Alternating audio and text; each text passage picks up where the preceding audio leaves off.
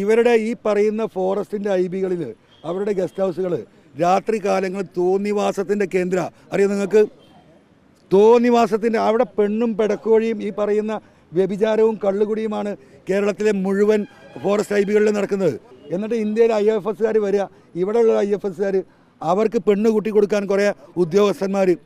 ഇങ്ങനെ നിൽക്കുന്ന മലീമസമായ ഒരു ഡിപ്പാർട്ട്മെൻറ്റായി ഫോറസ്റ്റ് മാറി. എത്ര കോടി രൂപയാണ് ഫോറസ്റ്റിൻ്റെ അകത്ത്. ആണും പെണ്ണും അല്ലാത്ത ഏതെങ്കിലും ഒരുത്തരെ പിടിച്ചിട്ട് ഒരു ഘടകകക്ഷിയിൽ മന്ത്രിയാക്കും. എന്നിട്ട് ഈ ഫോറസ്റ്റുകാരുടെ തോന്നിവാസത്തിന് ജനങ്ങളെ കൊല്ലാൻ ആനങ്ങനെ ചവിട്ടി ഇറക്കുക. ഇന്ന് കണ്ണൂർ ഇറങ്ങിയ പുലി ഇറങ്ങിയപ്പോൾ പറഞ്ഞ പൂച്ചയാണ്, കാട്ടുപൂച്ച. നമസ്കാരം.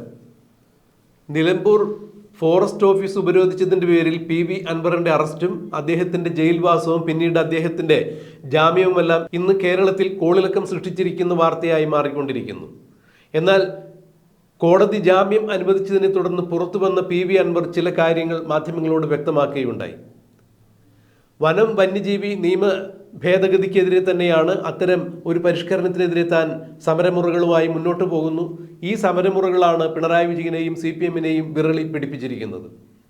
വനം വന്യജീവി നിയമ ഭേദഗതിയിലൂടെ പിണറായി വിജയൻ നാട്ടുകാരെയും കാട്ടിൽ അധിവസിക്കുന്ന ആളുകളെയും കൊന്നു തള്ളുവാനുള്ള ഒരു രീതിയാണ് അവലംബിച്ചിരിക്കുന്നത്. കാട്ടുവിഭവങ്ങൾ കൊള്ളയടിക്കുക, വനം കൊള്ളയടിക്കുക എന്ന രീതി തന്നെയാണ് ഇതിലൂടെ അവർ ലക്ഷ്യമിടുന്നതും എന്നുകൂടി PV അൻവർ പറഞ്ഞു. നാളിതുവരെയായിട്ടും ഏതെങ്കിലും ഒരു CPMൻ്റെ മന്ത്രി വനം വകുപ്പ് ഏറ്റെടുത്തിട്ടുണ്ടോ എന്ന് തന്നെയാണ് PV അൻവർ ചോദിച്ചത്. ആണും പെണ്ണും കെട്ട ഏതെങ്കിലും ഘടകകക്ഷികളെ ആരെയെങ്കിലും പിടിച്ച് വനം വന്യജീവി വകുപ്പിൻ്റെ ഒരു മന്ത്രിയാക്കി മാറ്റും. ഇതാണ് ഇപ്പോഴും നടന്നുകൊണ്ടിരിക്കുന്നത് എന്നാണ് PV അൻവർ പറയാതെ പറഞ്ഞു വയ്ക്കുന്നത്. വനം വകുപ്പ് ഉദ്യോഗസ്ഥർക്ക്, പ്രത്യേകിച്ച് വനം വകുപ്പിൻ്റെ ഇൻസ്പെക്ഷൻ ബംഗ്ലാവുകളിൽ നടക്കുന്നത് എന്താണ് എന്ന് നിങ്ങൾ മാധ്യമങ്ങളൊന്ന് അന്വേഷിക്കണം. നിങ്ങൾ അന്വേഷണാത്മക പത്രപ്രവർത്തനം നടത്തുന്ന ആളുകളാണെങ്കിൽ ആ വിവരങ്ങൾ നിങ്ങൾക്ക് മനസ്സിലാകും. അവിടെ വ്യഭിചാരവും കള്ളുകുടിയും തന്നെയാണ് നടക്കുന്നത്. എന്തിനാണ് വനം വകുപ്പ് ഉദ്യോഗസ്ഥന്മാർ നഗരത്തിൽ വന്ന് താമസിക്കുന്നത്? കാടിനോട് അടുത്ത പ്രദേശങ്ങളിൽ എന്തുകൊണ്ട് അവർ താമസിക്കുന്നില്ല? യഥാർത്ഥത്തിൽ വനത്തിൻ്റെ സംരക്ഷണവും വനത്തിലെ വന്യജീവി ഉപദ്രവങ്ങളിൽ നിന്ന് ആളുകളെ രക്ഷിക്കുകയുമാണ് ഈ വകുപ്പിൻ്റെ ഉദ്ദേശം എന്നുണ്ടെങ്കിൽ പിന്നെ ഇവരെന്തിനാണ് നഗരങ്ങളിൽ പോയി താമസിക്കുന്നത്? എന്തുകൊണ്ടാണ് വനത്തിനോടനുബന്ധിച്ച് ഈ ഇടങ്ങളിൽ ഈ ഉദ്യോഗസ്ഥന്മാർക്ക് താമസിക്കാൻ വയ്യാത്തത് എന്നാണ് PV അൻവർ എടുത്ത് ചോദിച്ചത്.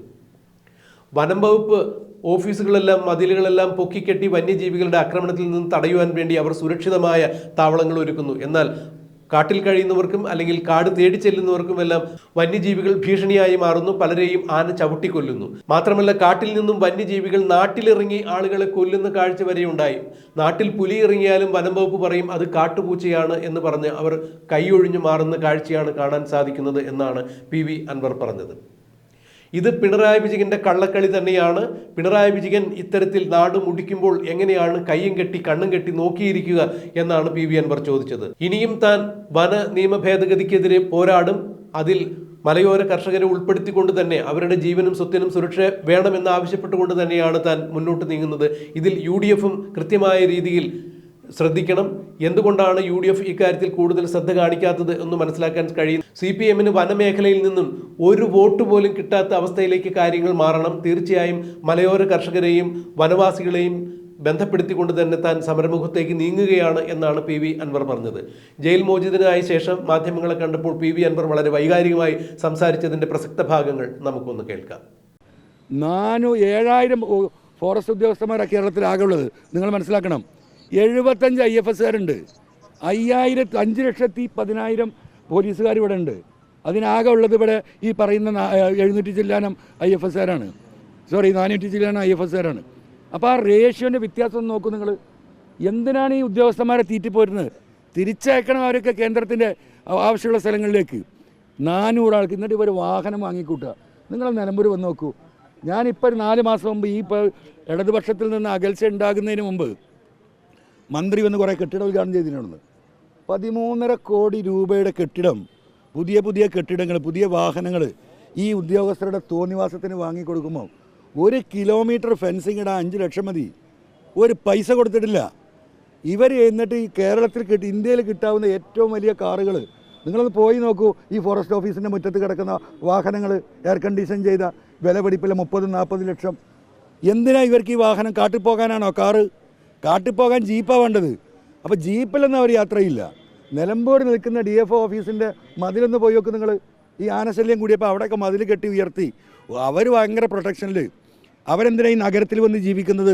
ഈ ഫോറസ്റ്റ് ഉദ്യോഗസ്ഥന്മാർ അവർ ജീവിക്കേണ്ടത് അവരുടെ ഓഫീസും വേണ്ട ഫോറസ്റ്റിൻ്റെ അകത്താണ്. അവിടെ ഉണ്ടാവേണ്ടത്. പൊതുജനങ്ങൾ താമസിക്കുന്നിടത്ത് വന്ന് അവിടെ 5 സ്റ്റാർ കെട്ടുക. ഇനി മറ്റൊരു കാര്യം നിങ്ങൾക്ക് കേൾക്കണോ?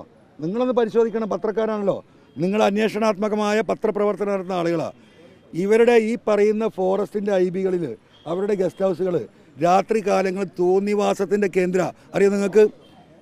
തോന്നിവാസത്തിൻ്റെ അവിടെ പെണ്ണും പെടക്കോഴിയും ഈ പറയുന്ന വ്യഭിചാരവും കള്ളുകുടിയുമാണ് കേരളത്തിലെ മുഴുവൻ ഫോറസ്റ്റ് IBകളിൽ നടക്കുന്നത്.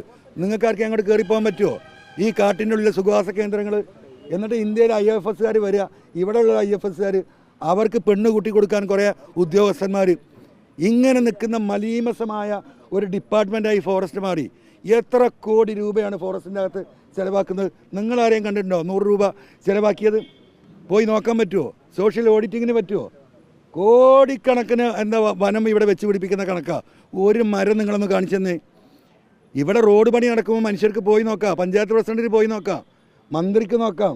ഫോറസ്റ്റിൻ്റെ ഉള്ളിൽ നടക്കുന്ന ഈ വൻ കൊള്ള ആർക്കറിയാം? അവരവിടെ കിണർ കുത്തി, അവിടെ കനാല് കെട്ടി, അവിടെ കയ്യാല കെട്ടി 10 ലക്ഷം മരം വെച്ചു എന്ന് ഇവർ പറഞ്ഞ ആ കടലാസിൽ എഴുതിയിട്ട് ഇവർ കൊണ്ട് നടക്കുന്ന കുറച്ച് കോൺട്രാക്ടർമാരുണ്ട്.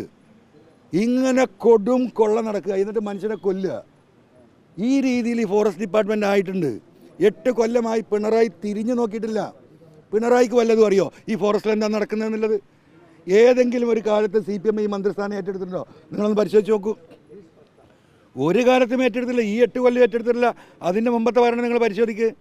അത് ഈ പറയുന്ന പോലെ ഈ എന്താ പറയുക, ആണും പെണ്ണും അല്ലാത്ത ഏതെങ്കിലും ഒരുത്തരെ പിടിച്ചിട്ട് ഒരു ഘടകകക്ഷിയിൽ നിന്ന് മന്ത്രിയാക്കും.